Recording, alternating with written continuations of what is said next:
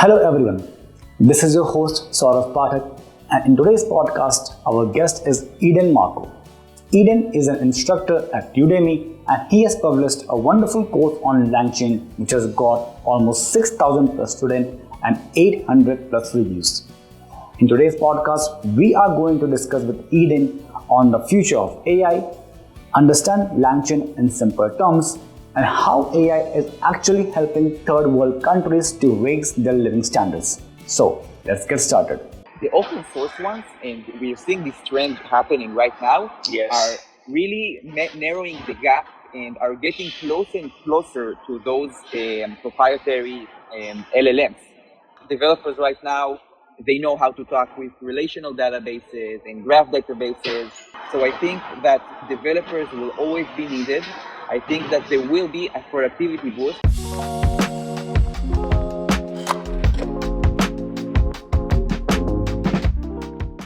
Thank you, Eden, for joining us on our show where we are going to talk a lot on artificial intelligence, language models, and you as an instructor on Udemy. So, how are you feeling, Eden?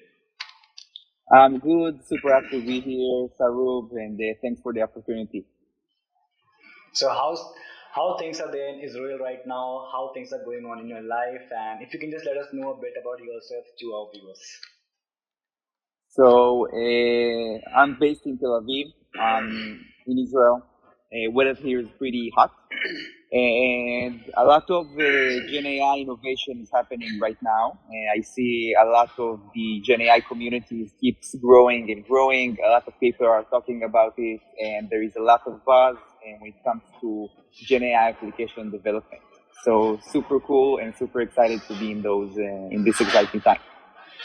That's good to know. I've heard a lot about Tel Aviv. It's a pretty hotbed for all new startups which are coming there, right?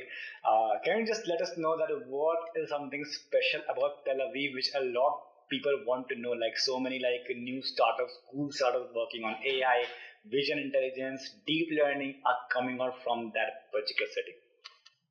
Yes. So yeah, as far as startup and innovation, I believe that a lot of this innovation is coming from the army. So in Israel, every person above the age of 18 has to go to 3 years of service for men. For women, it's 2 years of service.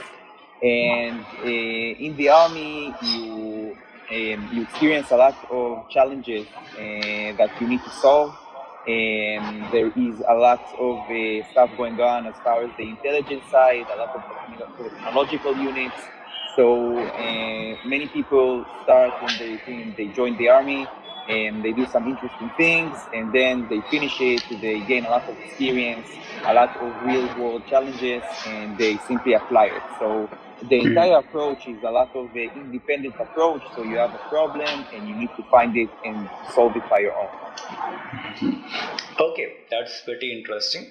Talking about your career, when you were studying in the university, okay. So, do you go there after you have served the army, or before serving the army you go to university? Then after that you go to serve the army.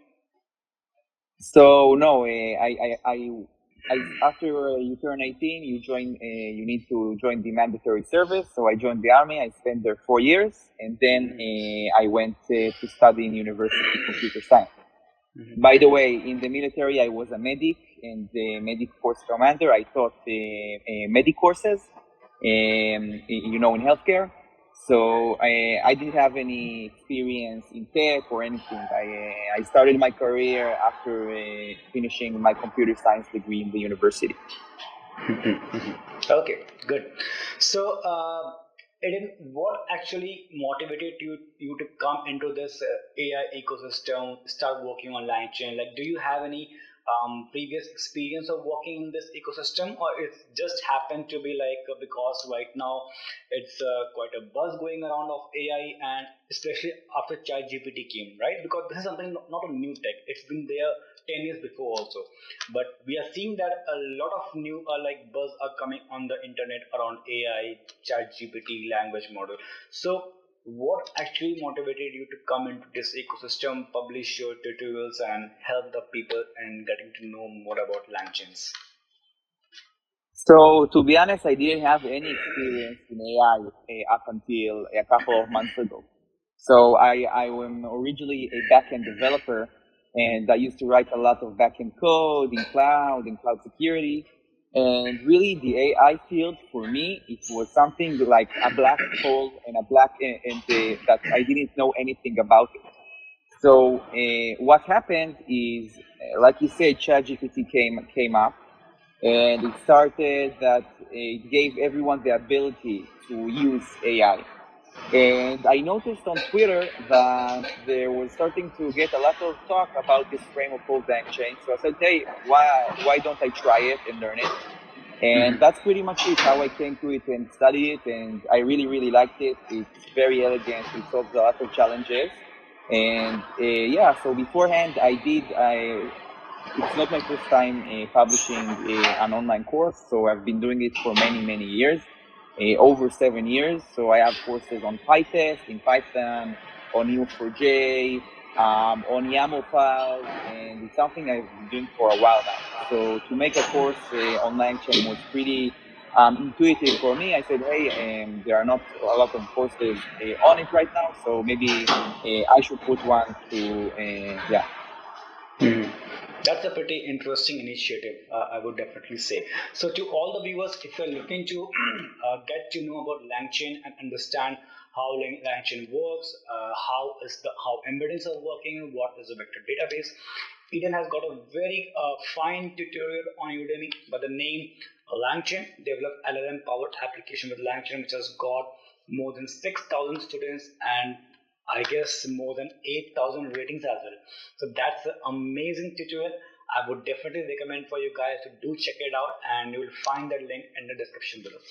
So Eden, talking about LangChain, a lot of our viewers are very new into this ecosystem, right? If you need to explain LangChain in a simple language, that how exactly this LangChain works, so how would you describe that?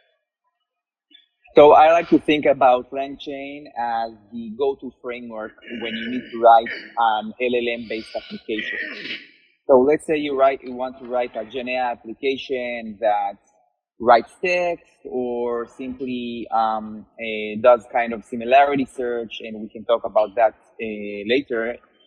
So LangChain is the framework that is going to take the LLM, which stands by itself. You have a Google Palm 2, you have a GPT 3.5, Anthropic, and a lot of LLM models. And by itself, those LLMs are very good and they can handle and solve a lot of problems. But there are problems which they can't solve. For example, to chat with your own data, which was not present during their training.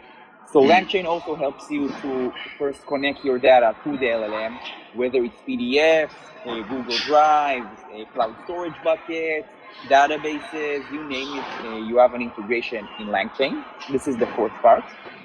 The second part is working with vector stores and similarity search.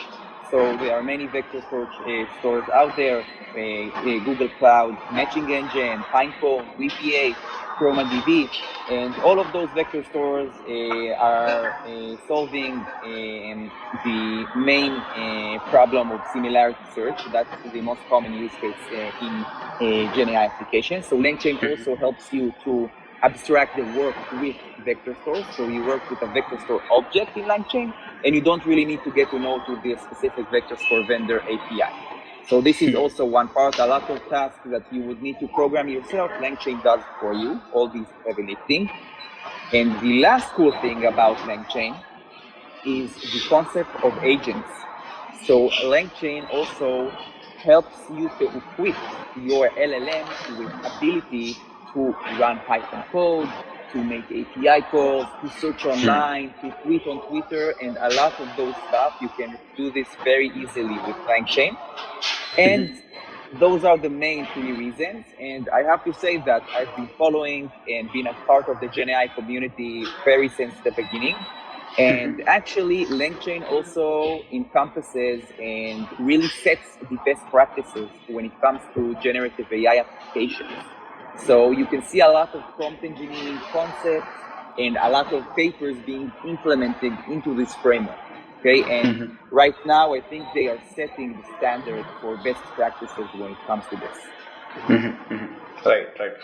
When we talk about language model, discussion is also going on that whether we should make use of any proprietary language model like GPT like that, okay, or we can make use of any open source models or language model and work on that.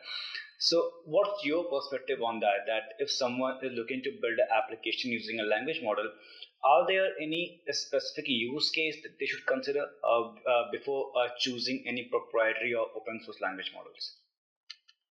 So, Saruv, I think that this topic is actually quite interesting. So, like you said, there are the proprietary LLMs like Palm 2 of Google, GPT 3.5 of OpenAI, and I think the big companies, the big tech companies, will always be the most innovative, and they will have the state-of-the-art models with the best performance and the benchmarking results.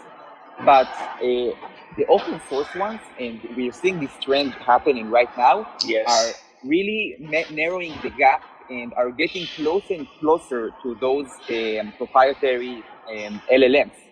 So open source models right now are very, very good. So there are many open source models that you can use for your own, and for I think a lot of use cases they will be just fine. And for summarization, for example, and for generating text, and for many use cases, they are just fine, and they will do the job. Now, I think the problem here is that the open source model by itself, if you want to build something production ready, it's not enough. Because, okay, you have the model, but you need to deploy it, you need to make it scalable, you need to make it available. So all of this is a lot of maintenance work that you would need to perform. So this is also one advantage of having a managed solution, in my opinion. But as far as capabilities, I think in the future, this gap is going to be narrowed even more. Okay. Still, the top companies are going to be having the most innovative and the state-of-the-art models, but it could be, and I think that the open source ones will be just enough. Okay, for most applications. Okay. You might have also heard of news that there have been a leak in some report from Google where the guys have mentioned that in the coming future they might not compete with the open source LLM. The reason being it's maintained by community, but sometimes open source are also maintained by some big organization as well, combined with the community feedback, and that's why they progress a lot because they take into community with them, right? And working in the open source ecosystem, especially for me from past 5-6 years, when we built our open source e-commerce, recently we have tried to integrate Vicuna LLM, that's and the open source language model into the commerce, where we have also tried to build a very small chatbot, okay, where it's very specific to the data of a particular website. It summarize the data, and whenever you come to ask a question, it can give you a output. So that has actually helped a lot in doing the pre-sales part, right? Like if someone comes to ask you a question, and if it's a very basic question, then chatbot can automatically give you the response, right? So when we talk about industry who are looking to build these small application like chatbots or other use cases of LLM, okay, and so what advice you have for these companies, right? Because Sam Altman, he has told that right now it's a generation where every company should work on AI, right? Or every company should be an AI company, okay? So what's your thought on that? Like every company right now, either it's like a very big manufacturer or an IT company. So do all these companies get into the AI ecosystem right now, or still we have a time? Like, okay, let's because last year there was so much hype on NFTs. Like non-fungible tokens, blockchain. But right now, the buzz is slowly decreasing. However, a different use case is coming in blockchain, but NFTs are slowly decreasing. So, what's the trend we are looking to see for language model AI, and what do you think that companies should do right now? Cool. So, first of all, the hype is real. So, and everybody is talking about it, and it's making some really cool changes around the industry. Now, the beautiful thing about it, in my opinion, and that's why it's so cool, is that AI is being commoditized. So, if you needed to have a PhD or a master's degree, and in order to go and work with AI and to leverage this technology up until 6 months ago, right now the barrier no longer exists. So as long as you have development capabilities, so you know how to write some code, then you can leverage AI technologies and LLMs because the usage is very, very simple.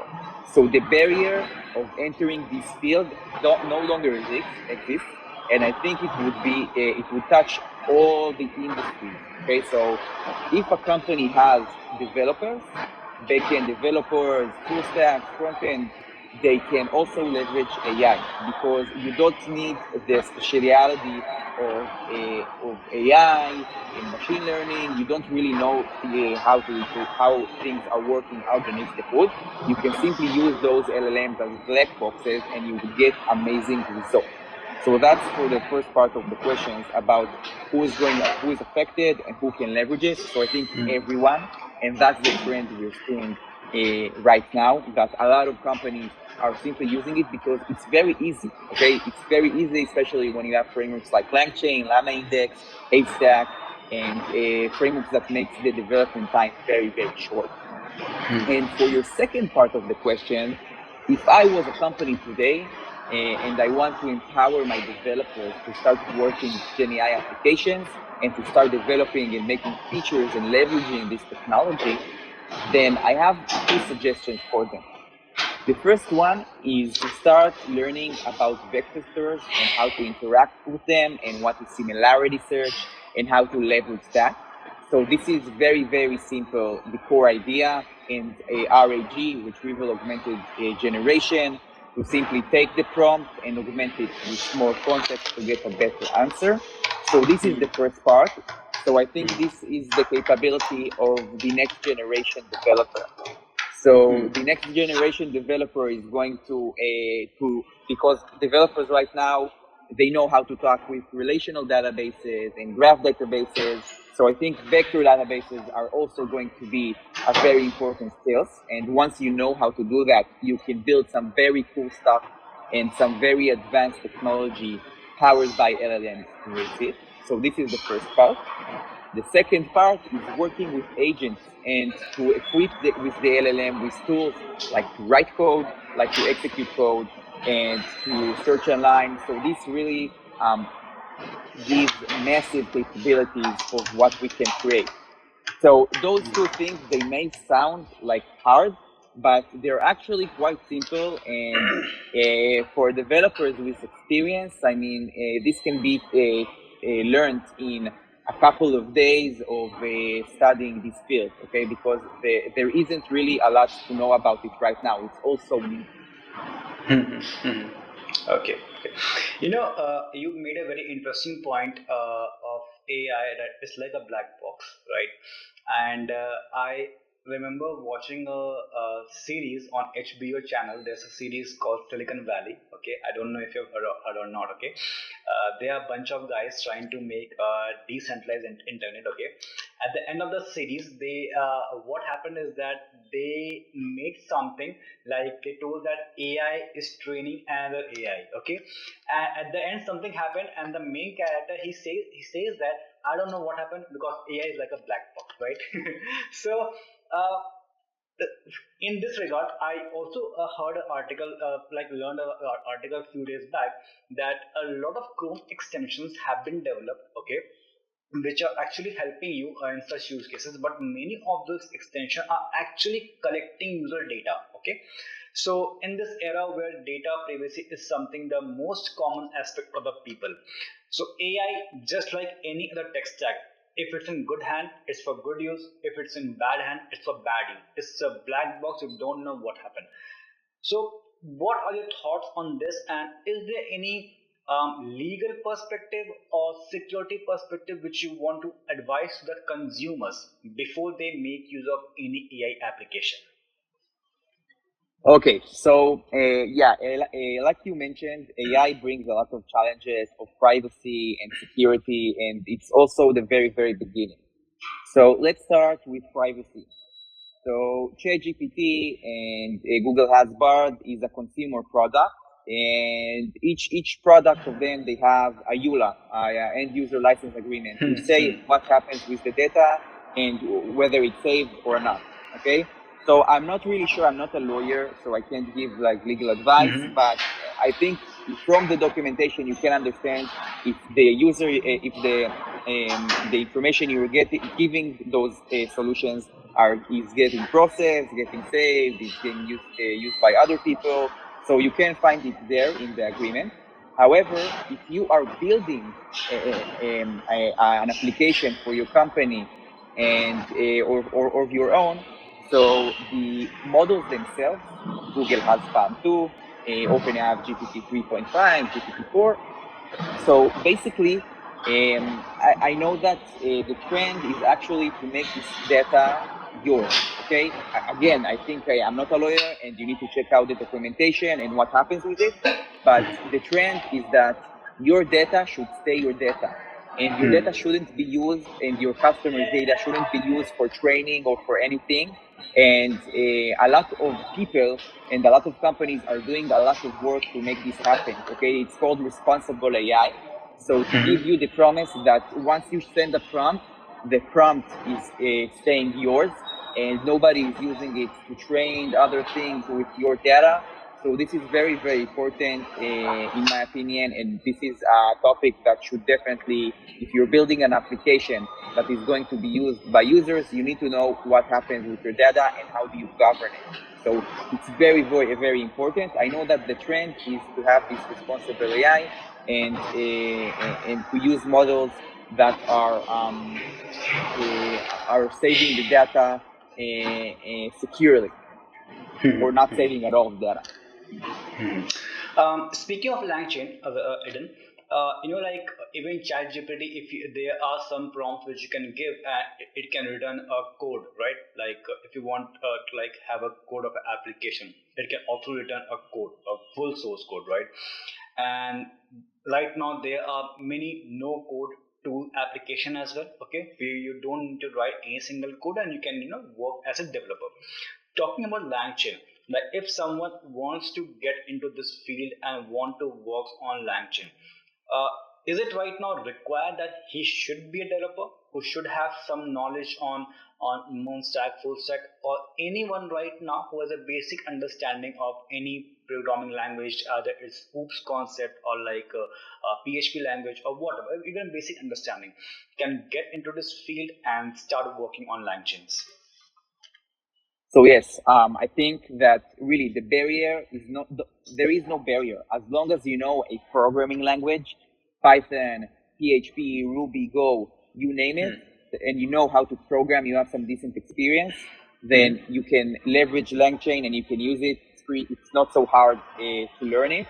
And in fact, LangChain has a couple of variations. You have LangChain in Python, which is the main one. You have in JavaScript, in Go, in Ruby. So you have many extensions and many variations of LangChain in different programming languages. So as long as you know how to develop code and to write code, to test code, then you should be fine. Because basically LangChain, it's not doing anything proprietary. What they're doing is writing a lot of boilerplate code for you that you would need to written yourself. It introduces a lot of cool prompt engineering. So they have some very cool prompts that are built into the language. And they are simply being a glue for your data and for your LLM. So I think, yeah, if you know how to code, then this is enough. You don't need any AI knowledge. This is the point. If you see something that you don't understand, you can watch YouTube videos, you can search it online, like papers in prompt engineering. So I think, to be honest, in a week right now, if when we're talking about right now, if you have a week that you're only doing that and you have decent development skills, so you have experience with debugging and writing code and writing tests, then it's more than enough to enter this field and to unleash a lot of cool capabilities. Right, definitely. Like when we talk about this AI, a lot of people are talking on the internet like it's going to make life easy. It's going to make development of application much more easy. So what's going to happen to all the core developers who have been working for past 10 years on different tech stack, and they relate it with their job, right? Like if AI is going to like solve most of the aspect of job, then what is the need to hire a code developer of a certain language? So this is the question. Is AI really going to take away the jobs of people who are working currently right now on some old stack like COBOL, Pascal, or like basic? Because in even in some areas where servers need to maintain, people do work on a Unix system, okay, and they work on all those languages, the assembly language, right? And since ChatGPT came, and because of the availability of no-code development tools, so what's the future look like for all those people? Do they need to upgrade themselves, or AI is going to redefine the job specification? So that's a very interesting topic, and I have a couple of takes on this. So first of all, it's AI and GenAI is a huge productivity boost. So it can help you debug code, to write boilerplate code, and to do a lot of stuff that would have taken you a lot more time. So this is a huge productivity boost. And where there is such a huge productivity boost, then developers that used to complete X task in a week now can complete 2x or 3x or 4x tasks. Okay, I don't really have a benchmark for this, but there is a productivity boost. And when that happens, I think that developers will always be needed. So it's not like it's going to be taking over, because right now and even in the near future, the code that the AI is outputting is okay, and most of the time it can even run, but it's not very complex. And to write very complex code and very complex systems like most tech companies write, it's a very hard task, and you have to have a human. So I think that developers will always be needed. I think that there will be a productivity boost, and I don't think, and this is my personal opinion, I don't think it would lead to less developers. I think this would lead to much more innovation, okay, and much more room to grow and to build some cool stuff and to build some very advanced technology that will need developers, skilled developers, to do that.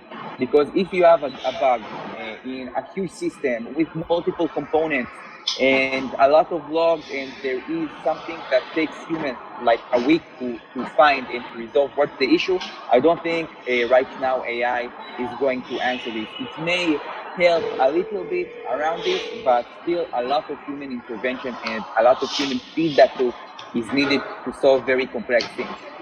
I do think that it will have a huge impact, though, and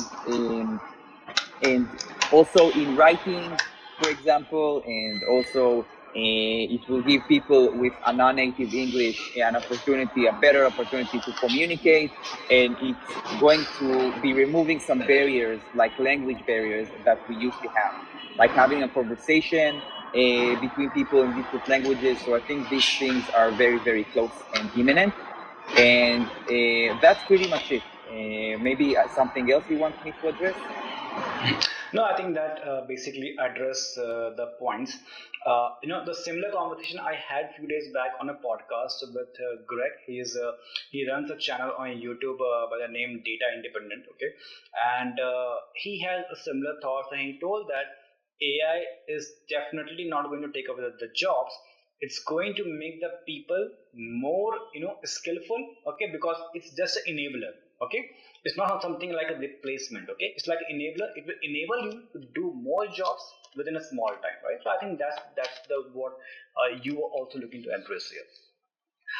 Talking about AI, when this thing came like few months back, Elon Musk has a very different perspective of AI. Okay, he was not very much in favor. Okay, and because many people still talks like AI about they fear it's like more like a movie of a Terminator, right? Where you give the machine so much control that it actually gets it is actually controlling a lot of things. Okay, and that actually becomes a very scary situation for human until some John Connor comes from future and save the world, right?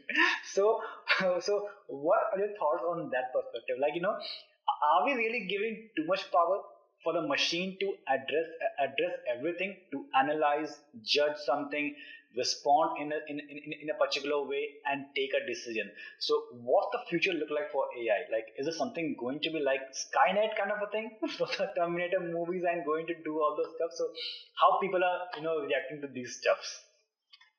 So that's a really good point, Saru. So there are a lot of cool projects right now out there, like GPT Engineer, like AutoGPT, Baby AGI. So those projects are implementing autonomous agents, and they are actually LLMs that can solve complex tasks. Like you give them a task, like write me a full stack a website with a CRUD API, and they can actually perform it. Yes, Now, right. this may seem like it's very, very advanced, and the AI have a lot of power, and really can't be controlled. But when you go and read the source code of those projects, you realize that AI is simple. So basically, it's all human manipulations and some smart prompt engineering, and maybe integrating some long-term memory with persistent databases. But it's no more than that. Basically, LLM, large language models, are statistical creatures. They are guessing every word one after another, and they can also output nonsense. And once you realize that and understand it, then you can see that all of these futuristic things that we're seeing right now with autonomous agents is very, very far away from AI taking over the world. So I think that basically it's all statistics right now, and it's all some human manipulation of to send a prompt, to process it, to do something with the prompt, and another prompt, from that prompt, run some code. But it's a lot of humans constructing some and building some very cool things on top of it. But it's still simple, and no independence of AI really working for themselves, because it's over underneath the hood, really guessing one word after another. This is the first part of my answer. And I think also in the future, this is going to get better and better, but it's not going to take over the world. Okay, it's not going to take over the world. It's really simply guessing one by one, and it's all statistic right now. Okay, so to all the viewers, you don't need to worry. Okay, you can just use AI for building a cool stuff. You don't need to worry on that. Okay, now Eden, if I want to get your advice to all the people who are studying in colleges or going to college, okay, if you want to give them some advice, like, is it the right time to get into the AI ecosystem, or what they need to do currently right now if you are in that particular stage, right? Looking to get into college or still studying in college, okay? So, what advice do you have for them?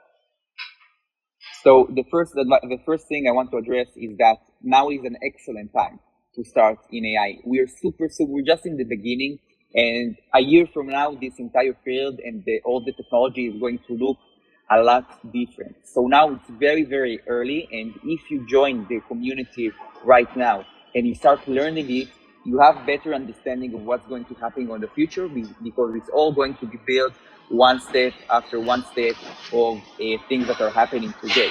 So there are a lot of iterations going, and each iteration we see some new stuff going on and some new technologies or some cool people, some cool ways to leverage AI. So first of all, excellent time. What I would do if I was in college was start building projects, and this is the best advice I give, and it's regardless of AI or not AI. If you're in college right now, then you're learning a lot of theoretical things, you're learning a lot of mathematics courses, and in college they usually don't do a lot of hands-on implementation of real world. So my suggestion is to start building pet projects and projects that you can show your friends in AI. It's not as hard as you think. So in my opinion, you should start doing that. It would also give you some look of what are real world challenges, like getting an application to run in production in the cloud, or handling token limits of the LLM. So I think this is the best way to start building projects. There are a lot of free resources out there, so a lot of YouTube videos you can watch that are building, like chat with your PDF and chat with your website, and you can really take inspiration from those. And this is my only advice: to start building and to start getting your hands dirty and to dive into the code, because nothing beats experience. That's great. That's a great and wonderful piece of advice to all the people who are right there in the college or looking to get into college. One last question, Eden, about the use case on the uses of AI. Like technology, until it improves human living being. Okay, the life of human living being, how they live and interact with the people. Okay, it's not a very great technology. Okay, so when we talk about the use of AIs, and a lot of developed countries are working on that, what's the use of AI in the third world countries or poor countries, or you can say developing countries? How AI can help these countries in order to raise their living standard, get the economy better and better infrastructure? Because a basic human being right now, what he need, he just want good life, having a food and like that, some like economy. Okay, but he don't very much care about the AI and this stuff going on. Okay, so how AI can help these type of countries in improving the economy and raise the living standard of the people? So I think AI is going to impact the entire world, and I think also third world countries are going to have some major impact, which are going to make their lives better. So I'll give you one example, which I've been seeing online. So there are a lot of companies that are using AI to getting advanced in the medical field. So, for example, I know that in many third world countries, seeing a doctor is something that is really challenging. Yes. Now, and the people don't really have access to real doctors, and it's very hard to get an appointment for a doctor, and their medical conditions are getting worse, and it's a very big issue, and it can certainly be impacting and really make life harder when you don't have medical advice. So imagine if there was this AI doctor, or almost a doctor, okay, that was able to address not only 100 people per day, but thousands and hundreds of thousands of people per day. So we're seeing a lot of work of fine-tuning models for medical uses. So I'm not saying that it can replace a doctor. I'm not saying that, but there are a lot of things and that it can diagnose and can give you answers like a doctor. Okay, I'm not saying it's replacing it, but I think Google has fine-tuned the model for medical purposes, and they benchmarked it by taking the United States. I don't remember what test it was, but for doctors trying to work officially in the United States. And the model actually performed very, very well, and I think it got a score of 85. I don't remember the exact score, but it scored very, very good and passed those exams. And those exams are comprised of very hard questions. Okay, it's not like yes or no questions. It's questions that you need to understand what's happening, what are the data, and you need to have a lot of cognitive processes in order to solve them. So I think just by looking at that, if you can bring that to third world countries and to give access to that, so it may be massive. It may have massive impact and make lives in the medical field, for example. And I think in the near future, and I think like 3 years, 4 years from now, this will be also implemented and be available. This is my guess. But yeah, it can help the entire world, not just first and second world countries. No, that's a very pretty good insight on how AI can help in the medical field, okay, for all these countries. And like that, it can certainly work in the other field as well, where people can directly access the AI application from their cell phone and get the help, right? So definitely that's a very good way to help the people, right? Talking about the course, Udemy course, Eden, do you have plans to add more other courses on LangChain, or like you are going to publish more some new videos and tutorials around this topic? So yeah, I like this field a lot. My course, I'm updating it constantly. So every time something new is coming up, I like to update it, and I like to keep it robust. The course might get into a level that it has too much information, and I might be making maybe some advanced course or something like that. But I will be making also YouTube videos, which are posted on topics for everyone. So yeah, I'm a big fan of this field, and to make videos is actually a very big hobby of mine. So yes. That's perfect. That's perfect. So thank you, Eden, for joining us today. It was really an amazing conversation on a lot of different aspects of AI and what people can do for the college students, and a lot of various insights on how AI is shaping the world. It's been an amazing day, and thank you for joining us here. Okay, we'll be in touch for more such conversation as you publish more courses on LangChain. Okay, so we'll definitely get together for another wonderful podcast and discuss the future, how the future is going on the AI. Okay, and let's see what this technology holds a lot for the humanity. Thank you, Saurav. It was very fun to be here, and yeah, would be happy to hear. Thank you so much. Sure. Thank you. Thank you, Eden. Have a great day. Thank you so much. Bye bye. Thank you. Bye bye.